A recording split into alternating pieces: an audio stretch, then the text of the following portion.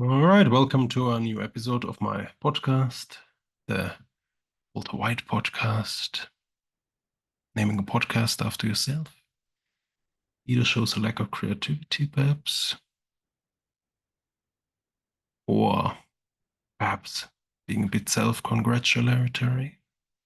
Regardless, I don't think there's a better name, really, given that most of this podcast is just me talking to other scholars and me talking about my papers. Um, Otherwise, it seems like it would be a bit false advertising, wouldn't it? Regardless, um, today we'll talk about a paper I wrote very early.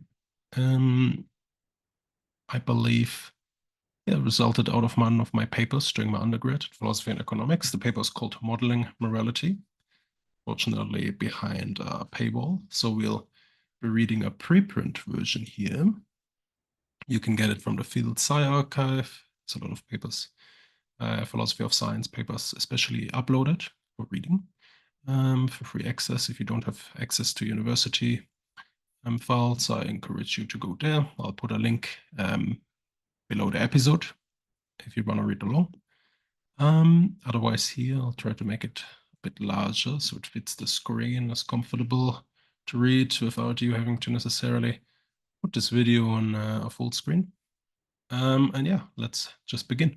Modeling Morality, published in an edited volume, Model-Based Reasoning in Science and Technology, which is a result of a conference that used to happen every 3 years, I believe, called Model-Based Reasoning in Science and Technology.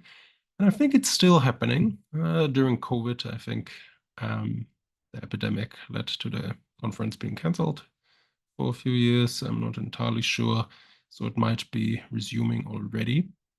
And that was a great conference for me as an undergrad to go to and learn about, yeah, just all the philosophers working on different aspects of modeling, of the modeling enterprise. And yeah, one paper that I presented here was on the intricacies of trying to model morality. So let's jump into the abstract here. Unlike any other field, the science of morality has drawn attention from an extraordinarily diverse set of disciplines. An interdisciplinary research program is formed in which economists, biologists, neuroscientists, psychologists, and even philosophers have been eager to provide answers to puzzling questions raised by the existence of human morality. Models and simulations, for a variety of reasons, have played various important roles in this endeavor. Their use, however, has sometimes been deemed as useless, trivial, and inadequate. The role of models in the science of morality has been vastly underappreciated. This omission shall be remedied here, offering a much more positive picture on the contributions modelers made to our understanding of morality. All right, so first I'll give an introduction to the topic. Then I'll talk about why we should model morality at all, moving then to the empirical adequacy of such models, and finally the paper will discuss implications for the moral status of morality, which is perhaps the most interesting aspect here. So, since Robert Axelrod's 1984 famous work, The Evolution of Cooperation, economists, biologists, neuroscientists, psychologists, and even philosophers have been eager to provide answers to the puzzling question of why humans are not the selfish creatures natural selection seems to demand.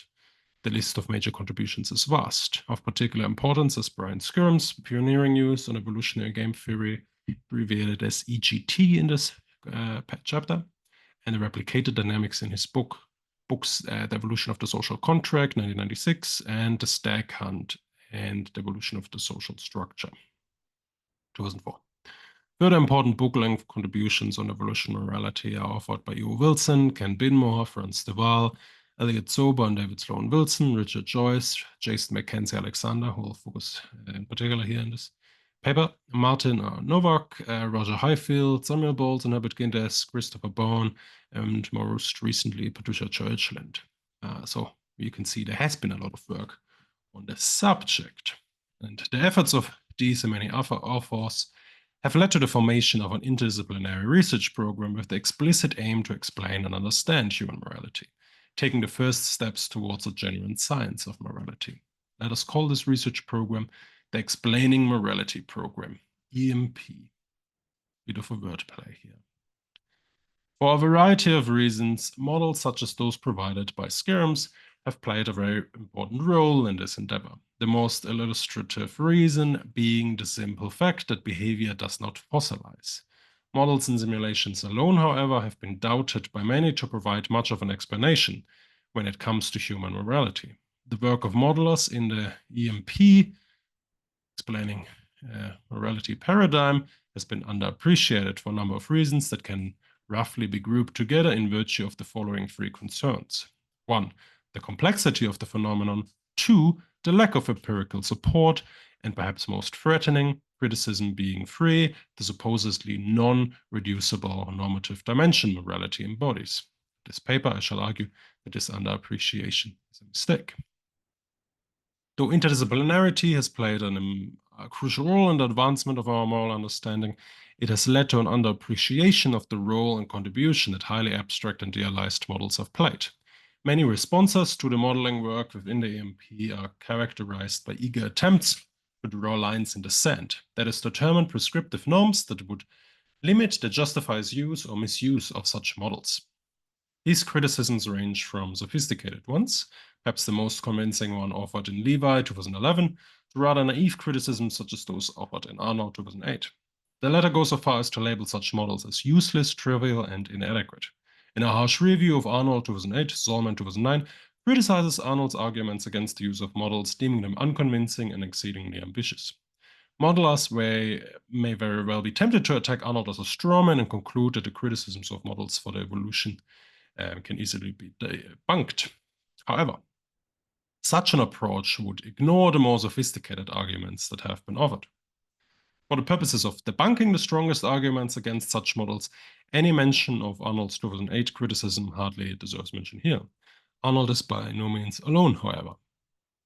His mistakes illustrate a shared pattern that can be found, though in a much weaker form, across the literature. It is a sort of a priori skepticism and perhaps dislike among philosophers and more experimentally oriented scientists about the role of models in science.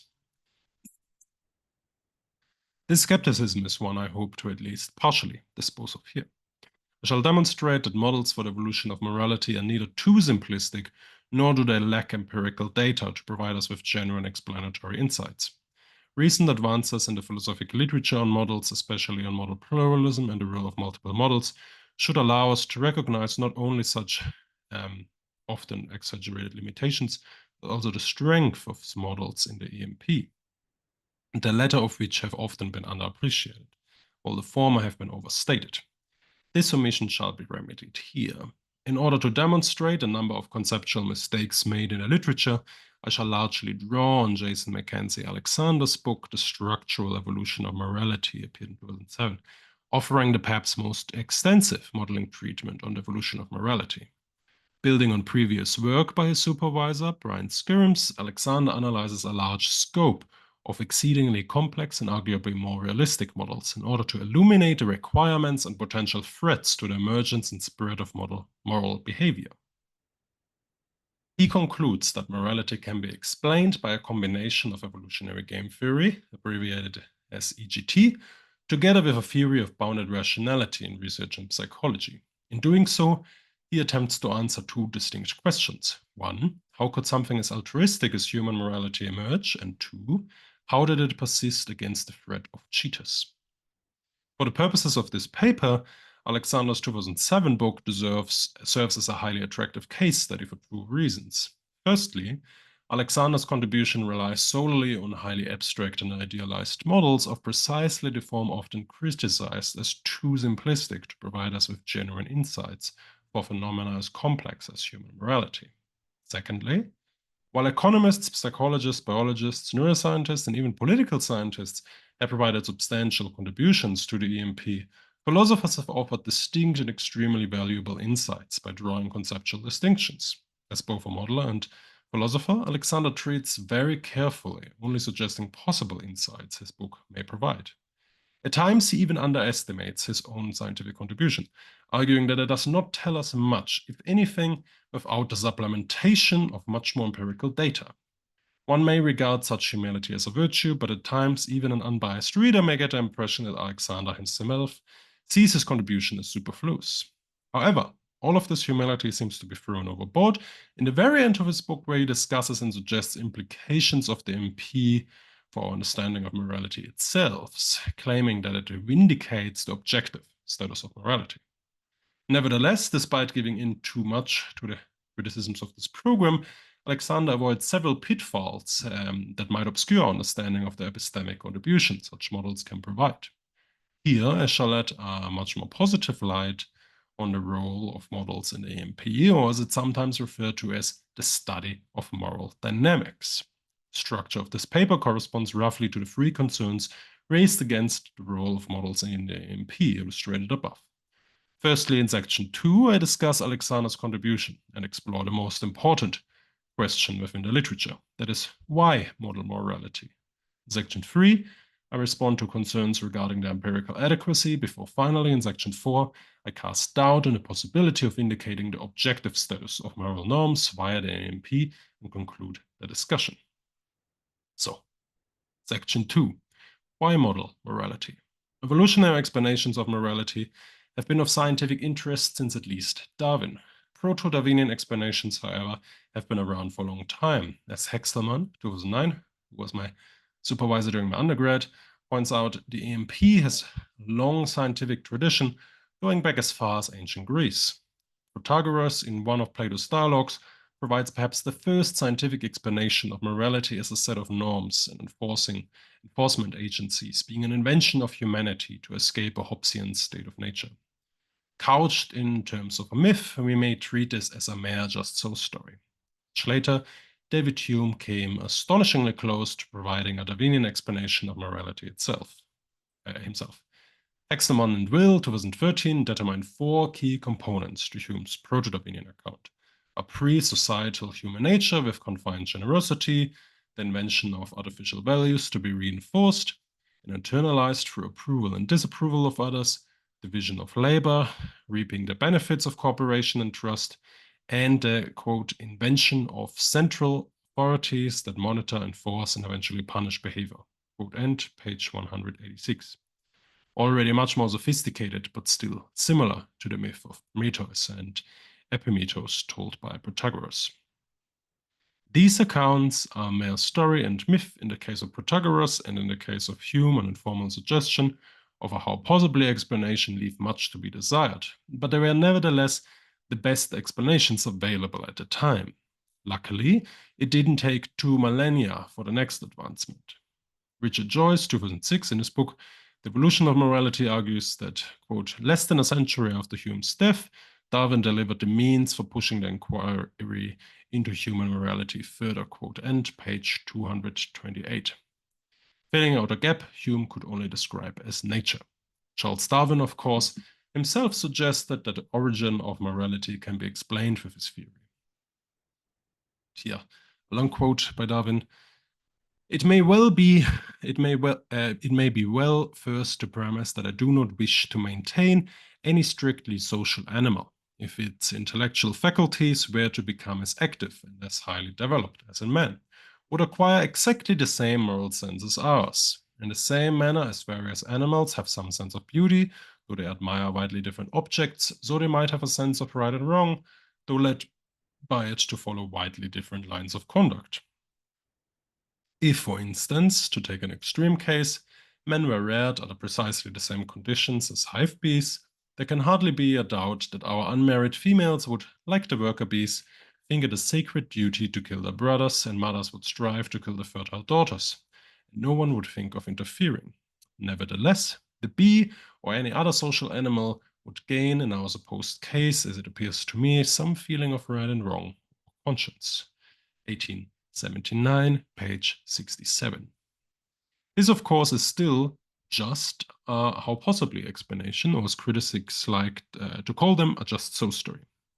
It should be clear that from Protagoras over Hume to Darwin, significant improvements in the explanation of morality have been made, with more and more gaps being closed. Explanations come in degrees, and this research program is providing better and better explanations, and perhaps the best for the moment.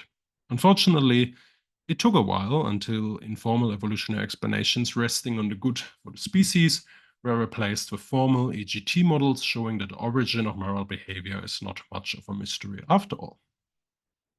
Skyrms 1996 was the first to apply evolutionary game theory to unpack Hume's account in a formal manner, with others following in the creation of new models and simulations.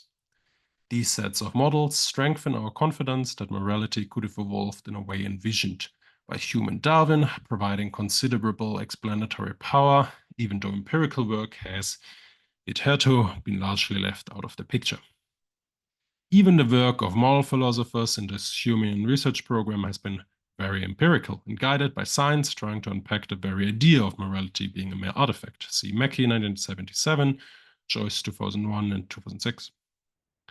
Being a case in point for the division of labor between philosophers, modelers, and empirical researchers. Modelers such as Skyrms simply continue an old philosophical school of thought with the modern tools of science, a move that ought to be encouraged. Before engaging in a more detailed analysis of our case study, that is, the models Alexander 2007 provides, I shall take on his last chapter titled Philosophical Reflections, where he explores in the philosophical implications of his models.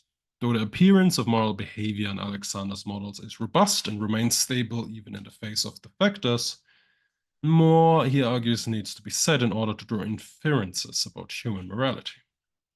Quoting Philip Kitcher, Alexander 2007, page 267 highlights a general problem for evolutionary explanations of morality. Here, longer quote, it's important to demonstrate that the forms of behavior that accord with our sense of justice and morality can originate and be maintained under natural selection. Yet, we should also be aware that a demonstration doesn't necessarily account for the superstructure of concepts and principles in terms of which we appraise those forms of behavior.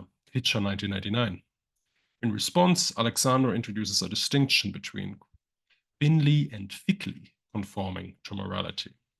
Though an individual's action may conform thinly with morality, that is, their sharing, the individual may fail, quote, to hold sufficiently many of the beliefs, intentions, preferences, and desires to warrant the application of the term moral to his or her action, quote end. 2007, page 268. In contrast, thickly conforming to morality satisfies sufficiently many of these conditions. If someone acts morally out of purely selfish reasons, we may not want to call such behavior moral, e.g., someone giving to the poor in order to improve their reputation. Akin to Kant, it is the distinction between behavior in compliance with morality or acting out of the right as moral reasons. When evolutionary game theory models are used to simulate the emergence and persistence of moral behavior, we only observe the, quote, frequencies and distribution of strategies and perhaps other relevant properties. Alexander 2007, page 270. What is lacking here is the role of psychology, perhaps even neuroscience, in the production of such behavior. Even if we allow for very complex strategies, such as those submitted to Axelrod's 1984 computer tournament, they still allow for purely behavioral interpretation. This problem lies at the core of attempts to model the evolution of morality. Critics argue that a complete explanation for the evolution of morality requires an understanding of the internal psychological mechanisms that produce such moral behavior. Alexander concedes to this criticism, suggesting to enrich these models with, quote, non-strategic psychological elements, quote end, page 273. He grants that EGT alone is not sufficient for an evolutionary explanation of morality, but that, quote, together with experimental psychology and recent work in the theory of bounded rationality, some of the structure and content of our moral theories can be explained by working in tandem. Page 274. This position, of course, is a much weaker one than to claim that EGT alone could provide genuine insights into the origins of morality. But even if, as I suggest, EGT might be sufficient to explain much of our moral behavior, Alexander aims at more. First of all, as Kitcher suggests, evolutionary game theory enables the important identification of behavior that maximizes long-run expected utility or fitness. A second step then is required to explain the motivational structures which are, quote, actually producing this behavior in boundedly rational individuals. 2007, page 275. Here, Alexander identifies two mechanisms. First, the moral sentiments bringing about motivation to act, and secondly, moral theories instructing us, quote, how to act once we have been motivated to do so. Page 275. Therefore, Alexander argues it is precisely because we are boundedly rational that the, quote, outcome produced by acting in accordance with moral theory are such that they tend to maximize our expected utility over the lifetime of the individual. Page 275. Rationality requires us to rely on heuristics. These, luckily, according to Alexander, are often moral heuristics, such as fair split and cooperation. In analyzing the influence of moral heuristics on our thinking, Alexander, based on a distinction by Sadri et al. 2001, discusses three separate roles that moral heuristics play in our thinking. Firstly, moral heuristics limit our set of options, e.g., not even considering to poison the dog of our neighbor, even though his barking may disturb one's sleep. Secondly, moral heuristics guide our information search, that is, what we need to consider before making a judgment. Thirdly, closely related to the second point, moral heuristics, quote, tell us when to terminate an information search, page 277. When we find out that someone killed a human infant for fun, it is sufficient for a moral judgment regardless of any additional information. Daniel Dennett, 1996, has defended a similar position on moral judgments, calling them conversation stoppers for otherwise costly debates. Relatedly, Alexander makes the rather contentious claim that though we use moral reasoning, moral theories have their form precisely because they track, quote, long-run expected utility, page 278. The key to the evolution of morality, he argues, quote, lies in the fact that all we face repeated interpersonal decision problems of many times in socially structured environments, page 278. Hence, the structural evolution of morality. As the, quote, science of morality is only still in its infancy, page 281, there must remain some unanswered questions in our current explanation. However, and I agree here with Alexander, this is, quote, no reason why we should not make the attempt, quote end, page 282. Akin to primates, evolution equipped us with, quote, emotions and other cognitive machinery, page 284. In order to solve interdependent decision problems, such as those arising in the prisoner's dilemma, the stag hunt, and the divide the cake game. Rosenberg makes a similar argument and extends it to love as the, quote, solution to the strategic interaction problem. 2011, page 3. And analogously, the mere fact that love is an evolved response does not have to undermine our conviction that the feelings and intentions associated with it are not genuine nor worthy of pursuit. The same may hold for morality.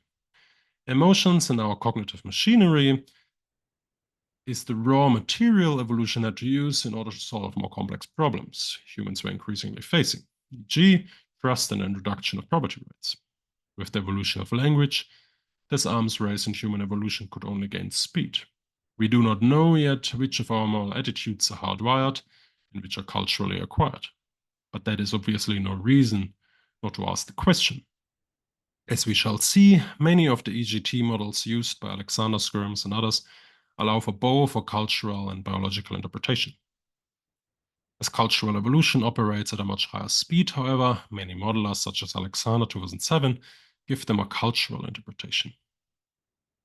Establishing the motivations for his models, Alexander henceforth turns to the evidential support for evolutionary explanations of morality in order to turn them into modern just-so stories, that is, evolutionary explanations without empirical evidence. Evolutionary explanations are often faced with the criticism of providing nothing more than just-so stories, that is, historical accounts of any empirical evidence in their favor. For Charles Darwin, it was very important to collect plentiful evidence for his theory of natural selection, and biologists to this day continue to accumulate corroborating evidence. However, when biologists try to explain the occurrence of a certain behavior or phenotype in general, they often start by hypothesizing how the trait could be adaptive. This research program is often criticized as a sort of Panglossian adaptationism, that is, assuming the adaptiveness of a trait without further evidence. Though Alexander only considers two experiments, Ciari and Bar-Hill, 1984, Ken Binmore et al., 1993, they're highly suggestive that our conception of fairness is somewhat flexible and strongly correlates with the outcomes our own group receives.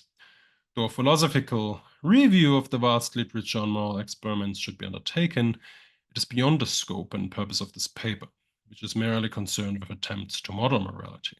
Nevertheless, the just so story critique has evolved into a term of abuse and used against all kinds of model-based explanations. In this paper, I shall attempt to argue against this commonplace treatment and highlight the wealth and diversity models can provide in the EMP. Though brought up as a game theorist, Alexander recognizes the weakness in the assumptions of standard rational choice theory. In order to avoid charges of unrealisticness, Alexander's models for the evolution of moral behavior make no strong rationality assumptions. Rather, he uses models of bounded rationality combined with evolutionary game theory to account for the evolution of morality. Sugden anticipated as much in a paper on evolutionary turn in game theory, stating that the, quote, theory of human behavior that underlies the evolutionary approach is fundamentally different from that which is used in classical game theory, quote, end, 2001, page 127, with far less contestable rationality assumptions, though similar in their mathematical formulation. In short, Alexander treats bounded rationality theory as descriptively superior to standard rational choice theory. However, with the threat of only providing so-called just-so stories, evolutionary explanations in general are often dismissed by pointing to the multiplicity of evolutionary accounts we could give for the appearance of a phenomenon. These objections, however, miss the mark when they are supposed to show that evolution plays no part in explaining morality. Alexander's former supervisor, Brian Skirms, himself working on evolution of social norms, makes this criticism of just-so story charges explicit. Quote, why have norms of fairness not been eliminated by the process of evolution? How then could norms of fairness of the kind observed in the ultimatum game have evolved? 1996, page 28. In this section, I argue that such criticisms are highlighting something important that Robert Sugden tries to capture in his work on model-based explanations, though similar arguments have been made by Geer, Godfrey Smith, Weisberg, and Levi. Sugden's work serves as an elegant illustration of Alexander's aims for at least two reasons. One, Sugden's account is partially motivated by evolutionary game theory models used in both economics and biology, and two, his credible world terminology maps neatly onto the justifications, goals, and inferences Alexander is drawing himself.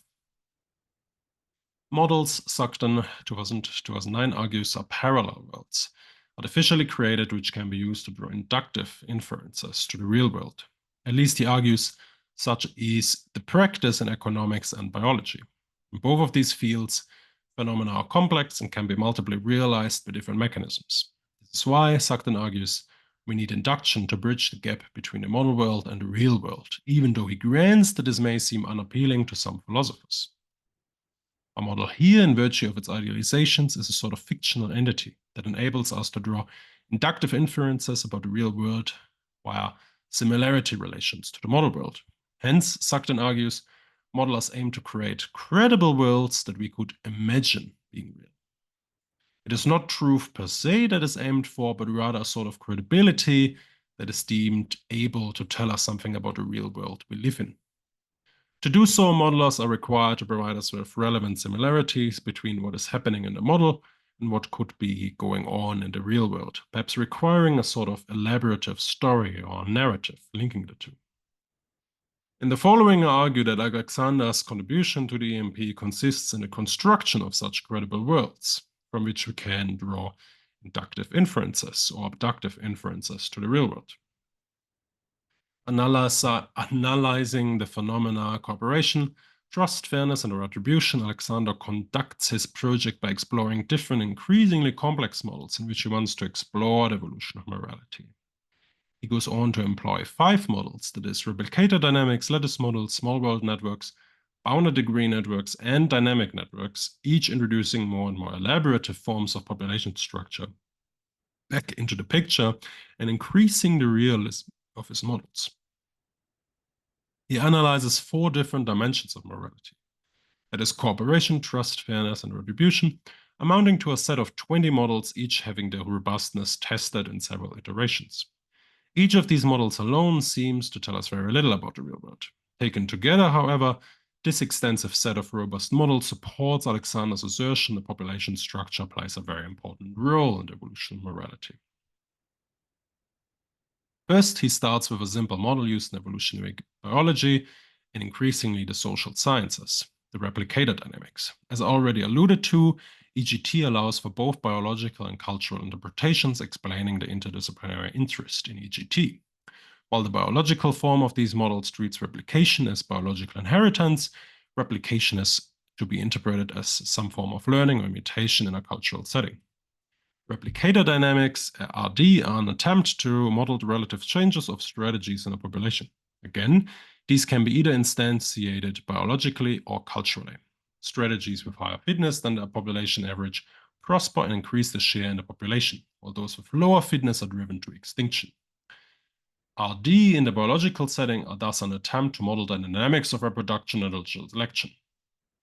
And here you can see the replicator dynamics equation from Weibull. I won't read this out. If you're interested in the equations in detail, please look at either the video or read the paper afterwards, please. Now, in each round, individual strategies increase their share within a population linear to their success compared to the average fitness in the population. Just as the evolutionary stable strategy, ESS, familiar from earlier evolutionary game theory models, replicator dynamics, RD, assume infinite population size or at least infinite divisibility in random interaction. These idealizations allow us to analyze the frequency-dependent success of different strategies, whether they are biologically or culturally transmitted. Though he intends his project to model a cultural evolution of morality, he grants that replicator dynamics leave it open whether the strategies are genetically or culturally transmitted. Let us first consider Alexander's first example in the most analyzed game in game theory, the prisoner's dilemma. In the prisoner's dilemma, there's only one Nash equilibrium, the fact. This famous game can be traced back to Hobbes, who argued that a powerful leader is required to escape the state of nature, that is collective defection. In fact, his name is mentioned over 20 times in Alexander's book, pointing to the long tradition of the EMP. So let me skip the detail here. So I'm just describing the table. If you can't see it, I think this little point to this. So what we can summarize here is that the evolutionary stable strategy here coincides with the strict Nash equilibrium, predicting mutual defection. Using replicator dynamics to model the evolutionary trajectory shows that cooperators are quickly driven to extinction, with defectors taking over the population. As his book is called The Structural Evolution of Morality, Alexander is aware that human societies are more complex and that we need to account for the social structure of society in order to make these models more credible. In fact, when population structure is introduced and interactions are no longer entirely random, making it possible for cooperators to group together, cooperation can persist and evolve. Therefore, he moves on to explore agent-based models, that is, lattice models, small world networks, bounded degree networks, and dynamic networks, where agents can choose with whom to interact. Increasing the complexity in his model serves then two purposes. On the one hand, the goal is to ensure robustness, that is, the stability of the outcomes in the model under changes in the model. On the other hand, two, to increase the credibility of the model, that is, the likeliness of it telling us the true story about evolution and morality. Acton says, quote, "What we need in addition is some confidence that a production model is likely to do the job for which it has been designed, that is, it's likely to explain real-world phenomena." 2000, page 11. And this is Alexander's stronger aim, the provision of a how-actual explanation. Let me therefore now tackle these two purposes in succession. Looking at robustness first, Alexander claims that the results in his models are sufficiently robust to suggest that moral behavior can emerge and remain stable in a population of boundedly rational agents. I agree with Kurowski and Letin in 2009 that robustness analysis is somewhat implicit in Sugden's account of inductive inference. This, however, should be interpreted as a continuous inference from increasingly similar model worlds to the real-world counterpart. Robustness analysis and inductive inference are closely related and overlap in important respects, but Sugden is justified in making a distinction on the grounds of their different epistemic properties. Robustness analysis increases internal validity of the model world, while this internal validity is a prerequisite for establishing external validity in the real world. When slightly changed alterations of the model are seen as the target themselves, this distinction breaks down.